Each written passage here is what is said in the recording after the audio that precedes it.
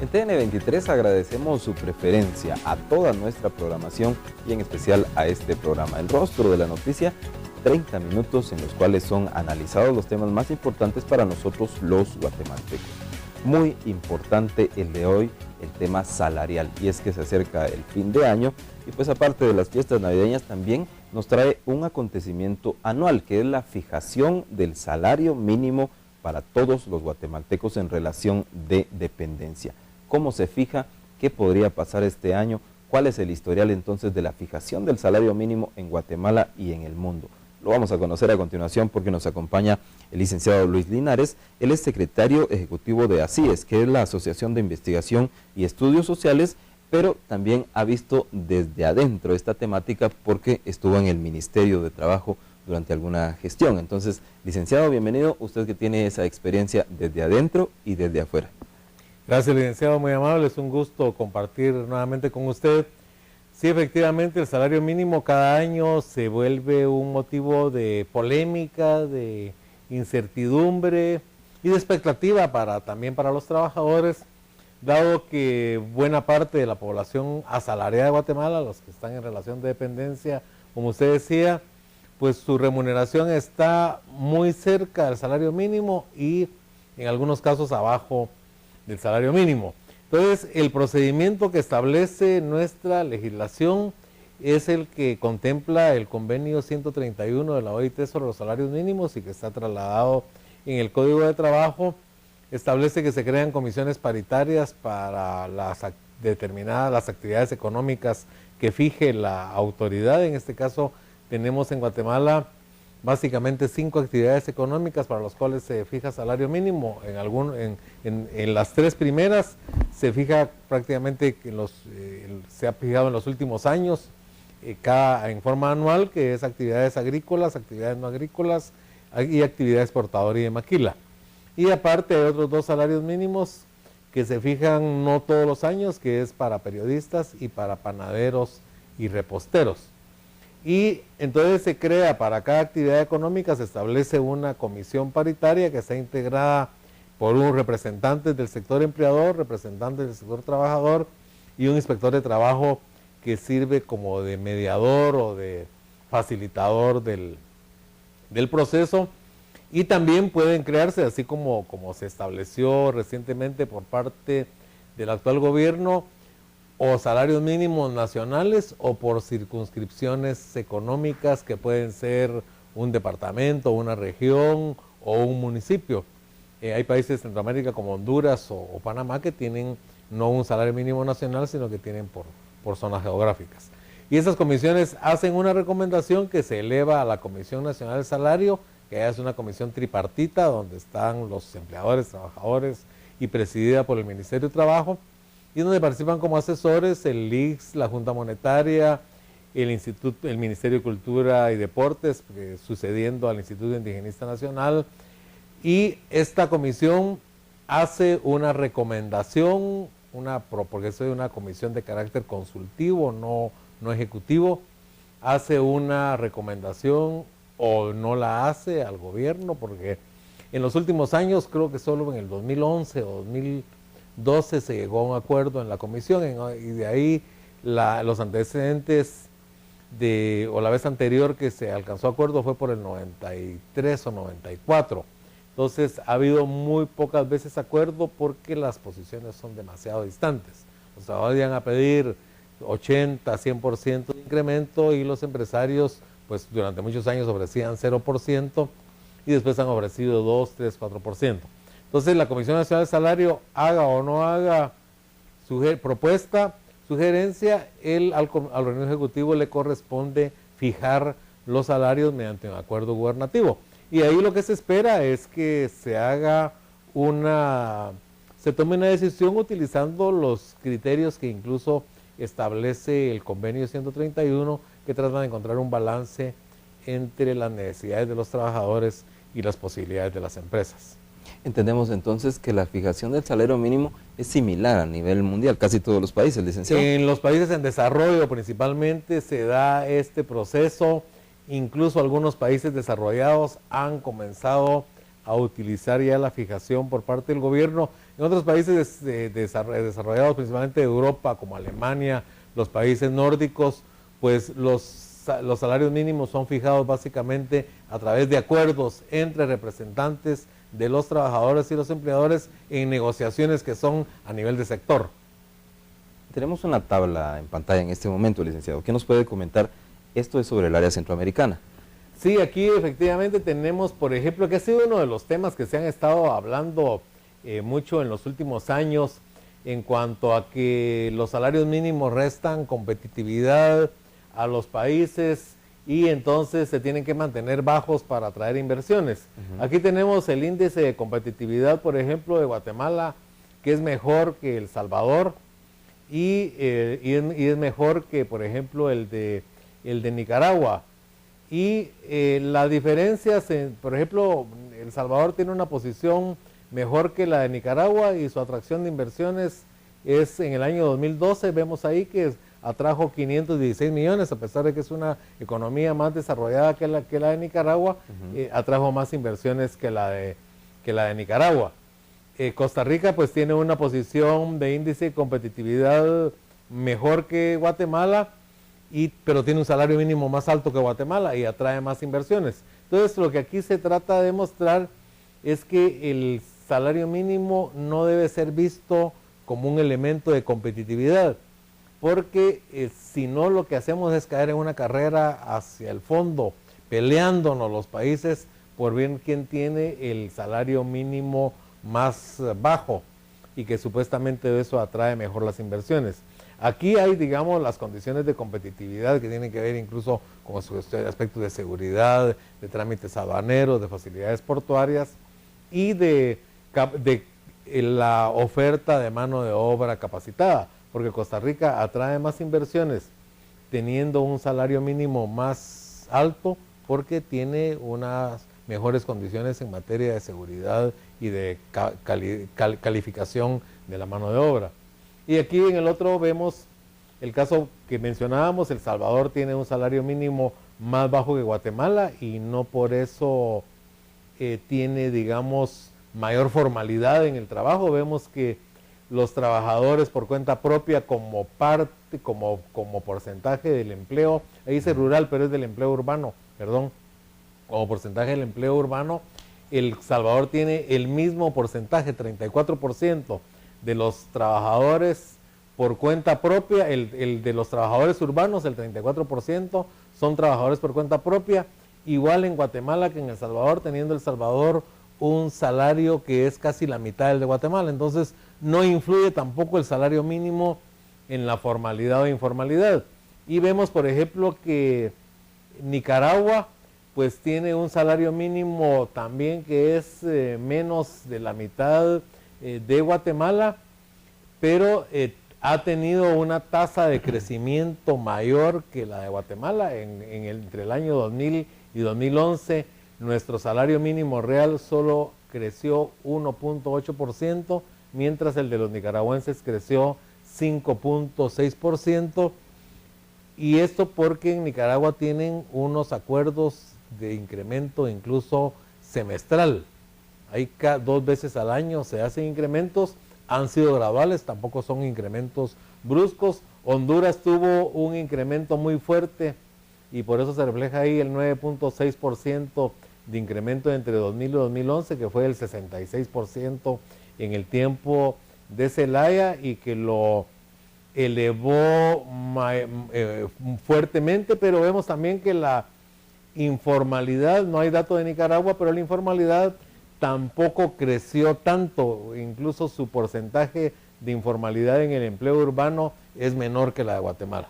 Entonces, conclusión, no le debemos de tener miedo al salario mínimo en la medida que tengamos incrementos que sean razonables, graduales, que no sean incrementos bruscos, muy fuertes, que provoquen problemas a las empresas para mantener a sus trabajadores o incluso para sobrevivir. Licenciado, ¿cuáles son los indicadores económicos más importantes que toman en cuenta tanto las comisiones como el presidente de la República cada año para esta fijación y cómo se han comportado estos indicadores? Bueno, aquí tenemos, en este cuadro, tenemos el salario mínimo vigente actualmente, que es 2.499, un indicador porque es, digamos, de lo que menciona el convenio 131, es el tema de las necesidades de las familias, y las necesidades de las familias las vemos desde el punto de vista del costo de la canasta básica alimentaria, o sea, el costo que tiene para una familia la alimentación. Y además hay otro indicador que es la canasta básica vital, que es el costo, además de la alimentación, de los bienes y servicios que necesita una familia para tener un nivel de vida adecuado, digno, que incluye, aparte de la alimentación, el vestuario, la vivienda, educación, gastos en salud, en los servicios necesarios para la familia. Entonces, en materia, y se considera también, o es un indicador a nivel internacional, que una familia tiene por lo menos 1,5 ingresadores que reciben, receptores de ingresos, que ingresan recursos a la familia. En general, en las familias ahora ya no solo trabaja el padre, las familias formadas por padre y madre, sino que también trabaja la madre. También tenemos el problema de las familias que están integradas por una sola, pues, la cabeza de familia es la mujer, la madre solteras, pero en general en la familia se considera que hay 1.5 ingresadores de receptores de ingresos, y entonces la canasta básica alimentaria es cubierta por una familia que ingresa 5 salarios mínimos, es cubierta un poco más de lo que es el costo de la canasta básica. Hay, digamos, un 24% adicional al costo de la canasta básica. El problema es cuando vamos a la canasta básica vital, que en una familia donde hay un ingreso de 1.5 salarios mínimos, solamente se logra cubrir el 68% del costo de esa canasta básica vital.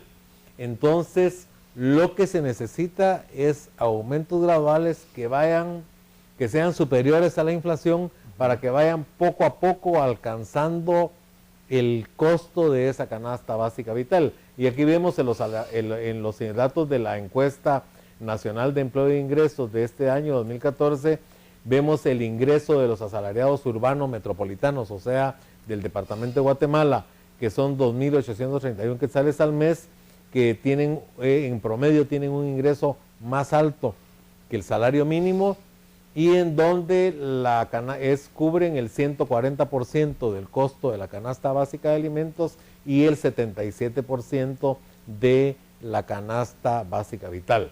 Quienes están, y esa debe ser la preocupación, para mejorar su ingreso, son los trabajadores, los asalariados rurales, que según la encuesta tienen un ingreso promedio de 1.472 quetzales, o sea que están como 1.000 quetzales abajo del costo de la canasta básica de alimentos. Gracias, licenciado. En este momento vamos a ir a una pausa, pero volvemos de inmediato hablando entonces de la fijación del salario mínimo, lo cual ocurre entonces cada fin de año. Está cerca esta decisión presidencial. Usted tendrá esta información en TN23, al igual que tiene este análisis. Volvemos de inmediato.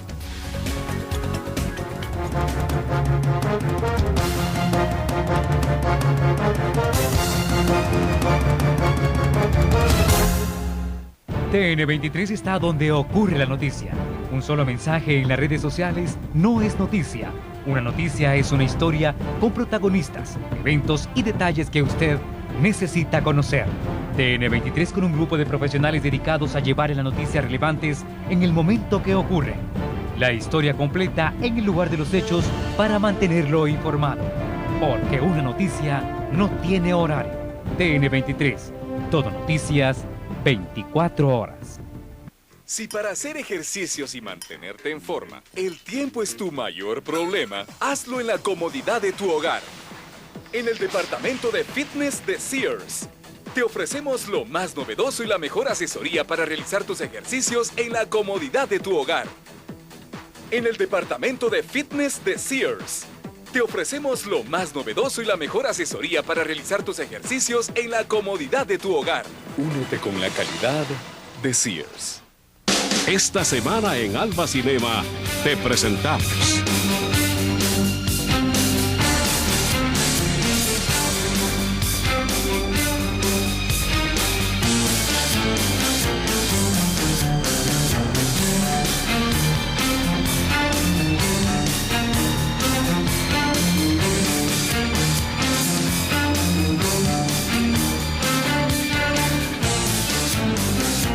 Las mejores producciones del séptimo arte, disfrútalas en Alba Cinema. Feliz Navidad, feliz Navidad, feliz Navidad, próspero año y felicidad.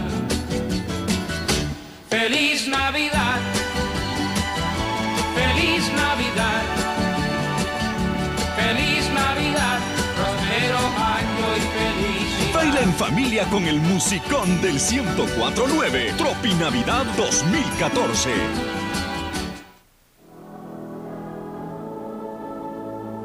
Desde este y todos los domingos por TN23, como un servicio social a los guatemaltecos, TN23 presenta a las 10 de la mañana la misa dominical.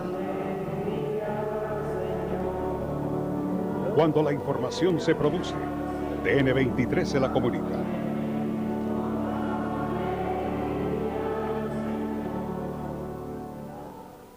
TN23 está donde ocurre la noticia.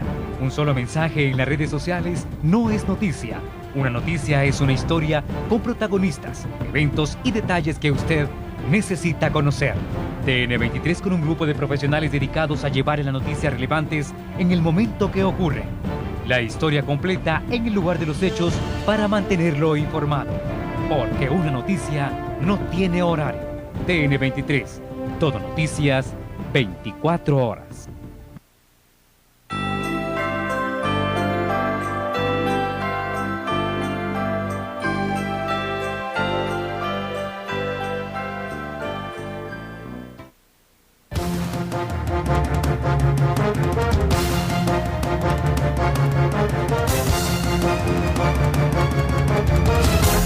Gracias por continuar con nosotros en TN23 y en el rostro de la noticia. Tema importante, ya lo hemos dicho, el salario mínimo nos afecta a la mayoría de guatemaltecos o a todos los que estamos en relación de dependencia. Este análisis está hoy con el licenciado Luis Linares, secretario ejecutivo de ASIES, la Asociación de Investigación y Estudios Sociales, quien, como ya lo hemos dicho, jugó por un tiempo adentro de la cancha y ahora lo ve desde las gradas. Fue ministro y ahora como analista. Licenciado, ¿son confiables los datos con los cuales cuenta el presidente o las comisiones para tomar esta decisión? Me refiero a las estadísticas.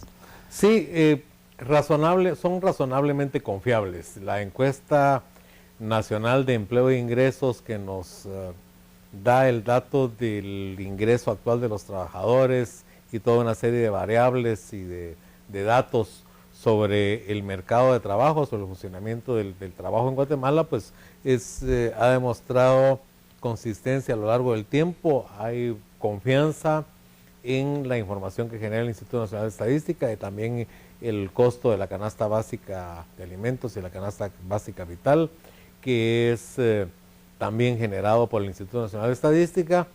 Y por otro lado está el tema de la inflación y de la productividad que se mide en cuanto al crecimiento del Producto Interno Bruto por ocupado, que son las cuentas nacionales del Banco Guatemala, que también gozan de confianza por parte, por ejemplo, de los organismos internacionales que auditan de alguna manera cómo los gobiernos llevan las cuentas nacionales, porque ese es un elemento también fundamental para toda una serie de decisiones, incluyendo lo que corresponde al salario mínimo. Gracias, licenciado. Usted indicaba que el salario mínimo o su fijación es un instrumento estratégico de los estados. ¿Cómo puede bien usarse o mal utilizarse? Pues ahí sí que, como todo instrumento, cabalmente depende cómo se use, las bondades o las maldades que pueda tener ese instrumento. Y en este caso el salario, dado que es la principal fuente de ingreso de la mayoría de la población, porque la mayoría de la población es asalariada, es la principal fuente de ingreso, entonces es un instrumento indispensable de política social para que los beneficios de la actividad productiva se distribuyan en una forma razonable entre el capital, las ganancias del capital y las ganancias necesarias para los trabajadores. Entonces depende de que los aumentos vayan orientados a mantener primero el salario real, o sea, la capacidad adquisitiva de los trabajadores que no baje, sino que vaya aumentando poco a poco. Y segundo, que las empresas también en ese poco a poco vayan pudiendo adaptarse y no se vean en la necesidad o de cerrar o de reducir el número de trabajadores, porque ese es el balance que tiene que haber en la fijación del salario mínimo. ¿Algún ejemplo internacional que sea un ícono a seguir por otros países, licenciado?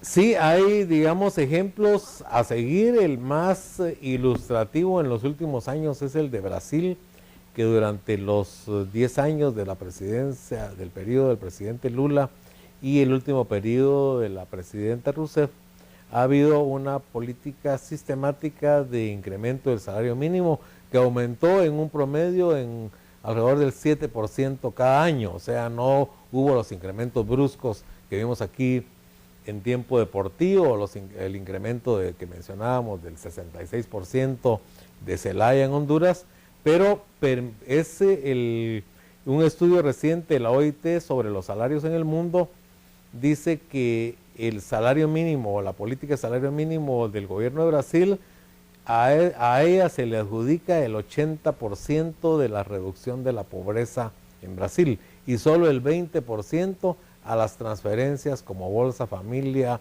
o todas las transferencias monetarias como las que tenemos acá en Guatemala. Entonces hubo un impacto muy importante en la reducción de la pobreza y también un impacto importante en el aumento de la capacidad de consumo de las familias y por lo tanto en la activación o en la dinamización del mercado interno, porque al tener más recursos los trabajadores demandan más productos y más servicios y esto genera un círculo virtuoso de crecimiento. Ahorita Brasil está pasando por unos problemas de bajo crecimiento en estos 2 últimos años, pero no son achacables al salario mínimo, sino que son achacables a, por ejemplo, los problemas que hay de corrupción fuertes, los problemas que hay de trámites y también que la carga tributaria brasileña, al contrario de la nuestra que es muy baja, allá es muy alta porque otra vez nos lleva a la cuestión de los balances.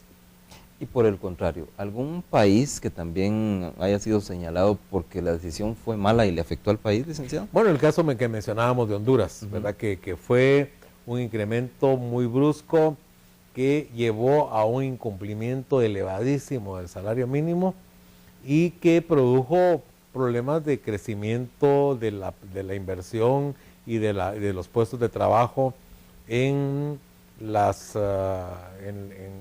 sector productivo hondureño, aunque como vimos en las gráficas, pues no hubo un aumento, a pesar de ser ese incremento tan fuerte, no hubo un aumento significativo de la informalidad.